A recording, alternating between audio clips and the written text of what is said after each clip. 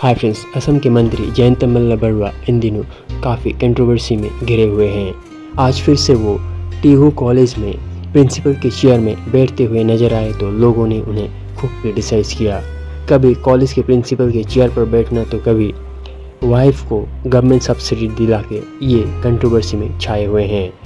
आज जयंत मल्ल बरुआ के ऊपर दूसरा एक आरोप सामने आया, जहाँ पे शिवसागर के एमएलए अखिल गोगोई बताते हैं कि जयंत मल्ल बरुआ के आप अभी जो वीडियो में देख रहे हैं इतने बड़े बड़े 3 स्टार्स होटल गुवाहाटी में मौजूद हैं। ऐसे ही कुछ आरोप लगाते हुए अखिल गोगोई ने आज एक प्रेस कॉन्फ्रेंस किया, जिसको इस वीडियो के आगे हम आपको दिखाएंगे। तो वीडियो को आखिर तक जरूर देखें और ऐसे ही खबर पाने के लिए आप हमारे चैनल को जरूर सब्सक्राइब करें।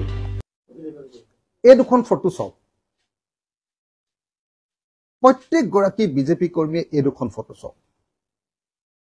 আপোনালোকৰ ঘৰকেইটা এবাৰ মনত পেলাওক। এইটো কিন্তু জয়ন্ত মল্ল বৰুৱাৰ থকা ঘৰ নহয় দেই, থকা ঘৰটো মজা। এইটো হোটেল বনাইছে 3 তাৰকাযুক্ত 3 ষ্টাৰ, 3 তাৰকাযুক্ত হোটেল বনাইছে। 161 বিঘা মাটি এতিয়ালৈকে মই হিচাপ দিছো, তাৰপিছত আৰু দিম।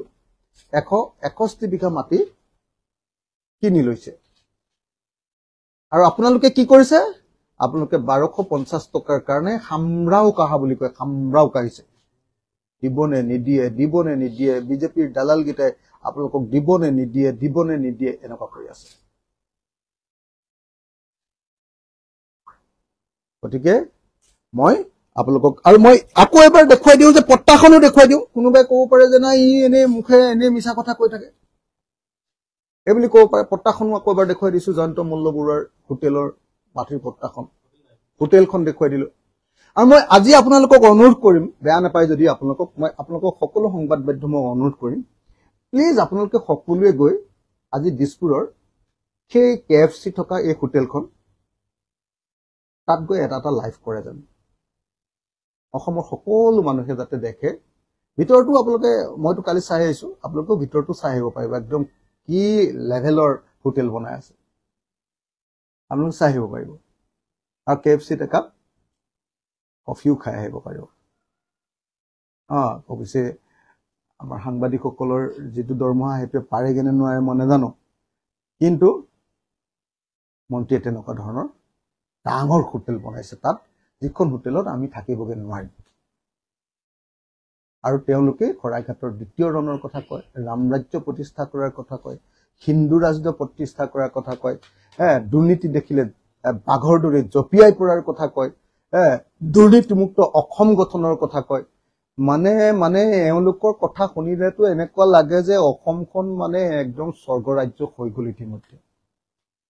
মইতো হিমন্ত বিশ্ব শৰ্মাৰ কথা শুনিলে এনেকুৱা লাগে যে অসমখন ইতিমধ্যে আমেৰিকা হৈ গ'ল, মানুহৰ কোনো দুখ দাৰিদ্ৰ কষ্ট চষ্ট একো নাই আৰু। ধন্যবাদ। মুখ্যমন্ত্ৰীয়ে মাজতে কৈছিলে যে যেতিয়া ৰাজ্যৰ কথা আহোঁতে যে ভৱিষ্যতত তেওঁলোকৰ MLA কেনেকৈ চলিব বুলি কৈছিলে ৰাজ্যৰ কথা আহোঁতে, এইসকল মন্ত্ৰী এতিয়া মই মুখ্যমন্ত্ৰীক এটা কথা কওঁ।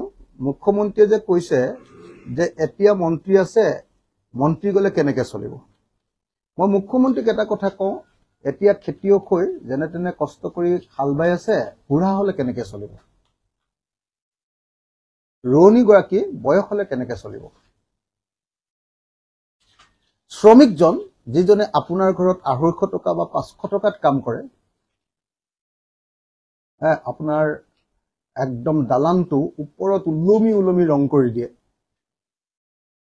ওলমি আপোনাৰ 5 মহলীয়া দালানটো, সেই মানুহজন বয়স হ'লে কেনেকৈ চলিব। অংগনবাদী কৰ্মীবিলাক বয়স হ'লে কেনেকৈ চলিব। আমিতো MLA বিলাকে পেঞ্চন পাম, বোধহয় আজিৰ দিনটোত আমাৰ পেঞ্চন 85,000 মান টকা হয়গে নেকি, চববিলাক মিলাই 60,000 টকা বোধহয় হেৰিয়াৰ মানে এইটো পেঞ্চনটো, আৰু বোধহয় 20,000 নে 25,000 টকা এটা আপোনাৰ হেল্থৰ নামত। 85,000 টকা যদি মই MLA জনে পাওঁ, তেওঁতো দুবাৰ মন্ত্ৰী হৈছে, আৰু অলপ পাব, 5,000 মান টকা আৰু বাঢ়িব। তাৰপাছতো আৰু মানুহ এটা কিবা লাগে নেকি আপুনি কওকচোন কিন্তু অংগনবাদী কৰ্মীগৰাকীয়েতো একো নাপায় এতিয়াও নাপায় ৰিটায়াৰ কৰাৰ পাছতো নাপায় ৰান্ধনীগৰাকীয়ে একো নাপায় আশা কৰ্মীগৰাকীয়ে একো নাপায় আৰু চৰকাৰী চাকৰি যিবিলাকে 2005 চনৰ পাছত যিকোনো চৰকাৰী চাকৰি সোমালে অসম চৰকাৰৰ অধীনত ভাৰত চৰকাৰৰ অধীনত তেওঁলোকৰতো পেঞ্চন নাই নিউ পেঞ্চন স্কিম তেতিয়াহ'লে মুখ্যমন্ত্ৰী এজন বিধায়কৰ কাৰণে আৰু এজন মন্ত্ৰীৰ কাৰণে সৰ্বশক্তিমান সমগ্ৰ অসমত গুগ্ৰাখে লুটন দিয়া মন্ত্ৰীৰ কাৰণে এনেকৈ এই বিশেষাধিকাৰ বিচৰাৰ কথাটো কেনেকুৱা ধৰণৰ কথা এতিয়া প্ৰমাণ নকৰে নে যে অসমৰ মুখ্যমন্ত্ৰীজন সেই দগাবাজ যিটো মই কৈ আছো দুষ্ট মানুহবিলাকৰ এজন ডাঙৰ প্ৰতিনিধি এতিয়া প্ৰমাণ নকৰে জানো কওকচোন এতিয়া বহুতে সুধিব পাৰে যে আপোনাৰ জয়ন্ত মল্লবৰুৱাই ইমান টকা ক'ত পাইছে মই আপোনালোকক এবাৰ এটা কথা ক'ব খুজিছো অসমত এতিয়ালৈকে মই হিচাপ কৰি যেটো এছেম্বলিত কোৱেশ্চন কৰিছিলো 28000 কোটি টকাৰ এতিয়ালৈকে 28000 কোটি টকাৰ এতিয়ালৈকে জেজেএমৰ কাম হৈছে 28000 কোটি টকা তাৰে 16000 কোটি টকাৰ পেমেন্ট ইতিমধ্যে ঠিকাদাৰক দিলে আৰু 12000 কোটি টকাৰ পেমেন্ট দিবলৈ বাকি আছে কিন্তু এই 28000 কোটি টকাৰ প্ৰত্যেকটো টকাৰ বিনিময়ত মন্ত্ৰীয়ে যোন মন্ত্ৰী আছিল মন্ত্ৰীয়ে বা গাৰ্জেন মিনিষ্টাৰে মুঠতে মন্ত্ৰীয়ে 5ৰ পৰা 10% কমিশন লৈছে 28000 কোটি টকাৰ 10% কমিশন হলে কিমান হ'বগে